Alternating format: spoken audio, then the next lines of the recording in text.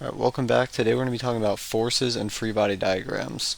So this is a super important concept, especially the free body diagrams. Being able to draw a good, accurate free body diagram is like the most important part of any force problem you'll do in physics. So make sure you understand these free body diagrams and how these forces work. So we're going to start by just defining and talking about some of the common forces you'll see used in Physics 1, and then we'll do some free body diagram practice. Alright, so let's talk about the different forces. So first, a weight. What would we call weight? So weight would be defined as F little g, and we'll just write some examples off to the side. So let's say we have a box on the ground. So this box is going to feel some force due to gravity pointing downwards. Every object on Earth, at least, is going to feel gravity pointing downwards towards the Earth. And then if it's on a surface, it'll also feel a normal force, which we define as Fn. And the normal force is always perpendicular to the surface the object is on. So this would be the force normal. Okay. So then we have a tension force. So a tension force example would be, let's say we have like a light hanging from the ceiling or a ball. This would have a force upwards, and we'll define that as force tension. Usually if you hear like a rope or a string or something, that's a tension force, so we'll define that as Ft. Now let's talk about an applied force. So applied force is just any force with like that's just being applied from some external source. So like a human applied force would be just pushing this box, for example, we'll define as Fa. Friction force is always going to be in the opposite direction of motion. So if this box is moving in this direction, there will also be some friction forces in the opposite direction, slowing down the box or resisting that motion. And we'll define that as F little f. Alright, spring forces. So if we have a spring, we could have a spring that's scrunched or a spring that is stretched out. And so a spring force would be, or that's the wrong direction. The spring force would be the force that the spring is applying, basically, to the object. So in this case, it's the spring force is going this way. If it's stretched out, the spring force will go in. And we define this as F sub s. Alright, resistive forces, basically any other like resistance force, like if you're, skydiving out of a plane and you're falling down like this, you'll still have your Fg, but you also might have some air resistance, which we'll just define as Fr as a general resistive force. Or if it's something like in water, it'll have some resistive forces. And then finally, gravitational force we'll define as F big G. And this is used for like planets or large gravitation. So let's say you have like the Earth, right? Nice Earth drawing there. And you have the moon or like a satellite. This will have some F big G pointing towards the object. Alright, so that was just a very quick, brief overview. Throughout this unit, we'll go more in depth to each one of these different types of forces and how they can be used in problems and what they equal. But this is kind of just a basic overview of what you might see. Alright, so let's go into free body diagrams. So what is a free body diagram? A free body diagram is basically just used to visualize the forces that are being applied to an object and their relative strengths. And using that free body diagram, we can determine if the system is accelerating or is it at equilibrium and not either a constant velocity or not moving. Okay, so let's draw the free body diagram for a box on the floor. And for these, I'll just start by drawing the picture just to kind of get a better idea of what we're looking at. So we have a box on the floor. Now if we draw the free body diagram, I'll draw it off to the side so it doesn't get in the way of the drawing, or the drawing doesn't get in the way of the diagram. So in this case, we know that every object will have some force going down, call it Fg, or that's the wrong Fg. Usually we'll use a little g for objects on the Earth. And there will be some normal force, Fn. So in this case, this box is not accelerating. So we should have these lengths being equal, and we'll kind of show that they're equal with these little dashes to say these two forces are equal, so we're at equilibrium, there's no acceleration. Alright, so let's look at a skater moving at a constant velocity on frictionless ice. So let's say we have an icy surface, and there's a skater moving in this direction. So if we want to draw this free body diagram here, now we still know there's still going to be gravity, and there's still going to be normal force. And just like the box, the skater is not accelerating up or down, so these forces are going to be equal. Now, what about the horizontal? So we know it's at a constant velocity on frictionless ice, so there's no friction, which means if this skater is moving at a constant velocity, there will be no other forces in this horizontal plane. Because if we were to draw a applied force or something, this is implying that the skater is accelerating. But the skater is not accelerating, it's just moving at a constant velocity, so there's no forces in this horizontal, because there would be no force to counteract an applied force, it's just sliding. So there had to be some force initially to get it moving, but at this point, moving constant, there will be no forces in this horizontal. Alright, we'll have a light hanging from the ceiling. So it's a pretty simple example. A light that's hanging from the ceiling. So there's still some force due to gravity. But now we wouldn't necessarily say this is a normal force, because it's not on a surface, but something has to apply a force in the opposite direction, because we know this light is not moving. And we'll call that a tension force. Since something is hanging, we'll usually define it as tension. And so these forces will be equal because this light is not accelerating in this direction. And it also has no force in the horizontal because it's not moving in that direction. There's no reason to have a force there. Alright, so now we have a heavy box being pushed on the floor with friction, but it's not moving. So let's say you have a big box, right? And someone is pushing on this box. But the box is not moving. The velocity equals 0. So let's do our verticals first, since we know those pretty easily. So we have our force due to gravity, our normal force, and these equal because it's not accelerating up or down. And so now, in this case, even though the box is not moving, there still is a force being applied to this box. So there will need to be a force applied in this direction. Oops. There needs to be a force applied in this direction.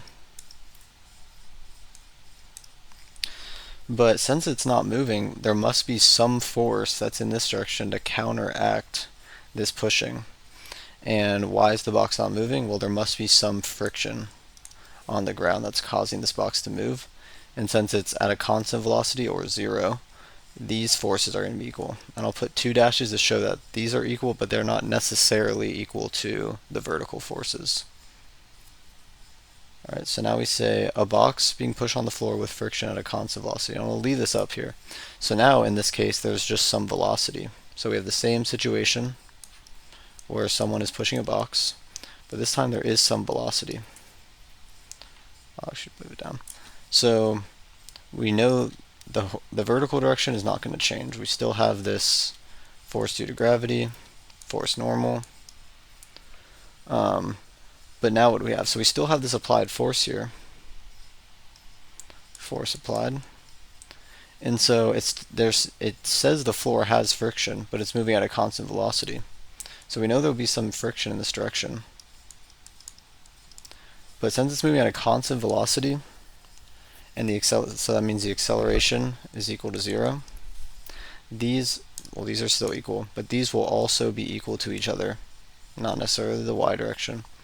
And notice that these two free body diagrams look exactly the same, even though one is not moving and one is moving. It's just a different velocity. In this case, the velocity just happens to be 0. And so the friction is only going to account for how much force is applied. So you could apply 1 Newton of force and 1 Newton of friction will result from it, or you could apply 10 Newtons of force and 10 Newtons of friction will result from it, as long as it's not over the force that the friction can hold, which in this case it is, and you're applying just the right force to keep this at a constant velocity and not accelerate it.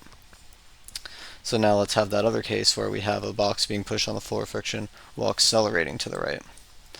So in this case, the box is being pushed, but there is some acceleration and velocity. So let's look what that looks like. So we still know the x and y, the y direction, the gravity and normal force, these equal each other. Nothing changed there. But now we have some applied force here. And now there is still some friction, but now it's being pushed over what that friction can hold, basically. So this is less because we know it's accelerating, which means this friction is going to be less than the force applied because there is some net force. And the main thing is now this is not at equilibrium because there's more applied than friction, and this is not a balanced force diagram. And that makes sense because there is some acceleration in the system. Alright, let's do another example here. So we have a wagon being pulled at an angle, moving at a constant velocity. So we're going to define our system here as just the wagon. So we have the wagon being pulled. So this is where things get a little bit more tricky. So we still have a force due to gravity going down. But now there's this force applied at this angle here. Like this. This is the angle that the force is applied at, we'll say. Now there's still going to be some normal force, but since this force applied is going up, it's also going to aid this normal force, and it's not going to feel as much force. If you think about when you're pulling something at an angle, the more you pull up, the less heavy it'll feel on the ground. So you'll have some normal force like this. And then it's moving at a constant velocity, and we'll say if it's rolling there may not be friction, but we'll just assume it's sliding actually, so maybe this should be like a sliding wagon or something. So we'll say if it's moving at a constant velocity, it's being pulled, there must be some friction if there's an applied force. Otherwise you would pull it and then no longer apply this force. So we'll say there is some force friction here. The question should be worded a little bit better probably. So in this case, we can't say that any of these vectors necessarily have equal magnitudes. But since we have this 2D vector, we can break it up into its components and get the FA in the x direction and the FA in the y direction. And so because this is at a constant velocity, there's no acceleration, so this has to be a balanced force diagram. So for this diagram to be balanced, this force due to gravity, and this is just magnitudes here, this force due to gravity must equal the force normal plus this force applied in the y direction. And similarly, the force of friction must equal the force applied in the x direction. So these two are equal, and this is equal to these two vectors being added. Alright, so that's important to kind of understand how this applied force at an angle changes the normal force. And now this last example, which you'll be bound to see at some point, is this box on an incline. So we're still going to have this force due to gravity, and I'm going to draw it on here first. So we're still going to have this force due to gravity coming down. But in this case, the normal force is not going to be straight up because it's always perpendicular with the surface it's on. So the normal force will be coming out this way. And we know this box is not moving, so there must be something holding it from sliding down, and that would obviously be the friction. So if we were to draw this up here on the side here, we would have a force due to gravity, normal force coming out this way, and friction coming out this way. And so you could break up these into their components, but what a lot of times will make these calculations with these boxes a lot easier is actually to change the plane that you're working in. So what you'll actually want to do is you can set your plane like this and say this is the new x direction and this is the new y direction. And so if I just show what this looks like rotated, we would have the force of friction like this, the force normal like this, and the gravity would come down like this. And so now you can actually break up your gravitational force into its components. And so this would be the Fg in the y direction and the Fg in the x direction. And now, using these components, we can set these equal to each other and these equal to each other, so that we have a balanced force diagram, because the box is not moving, so there's no acceleration. So you could break up these directions and solve it that way, and for some examples that may be easier, but usually it'll be easier to break up, change your plane, and just break up the y direction force. The one thing to be careful about in this situation is this angle right here is going to be this angle. So when you're finding your components, usually like FGX is cosine, FG and F of y in the y direction is sine, or your vector in the y direction is sine. In this case, it's going to be different because your angle is now off the vertical. So that's something to keep in mind. And when we do an example problem with this situation, you'll see that in more detail. But it's important to draw a good free body diagram first, so that you can solve will make the problems way easier. Alright, so that's all the free body diagram practice that I have. Keep doing more practice. Make sure, the biggest thing to remember is if there's no acceleration, your forces must be balanced, and there must not be some extra force, otherwise there must be an acceleration. So if you keep that in mind and draw your force body diagrams correctly, it'll make the force balance questions much easier. Alright, leave your questions down below, and thanks for watching.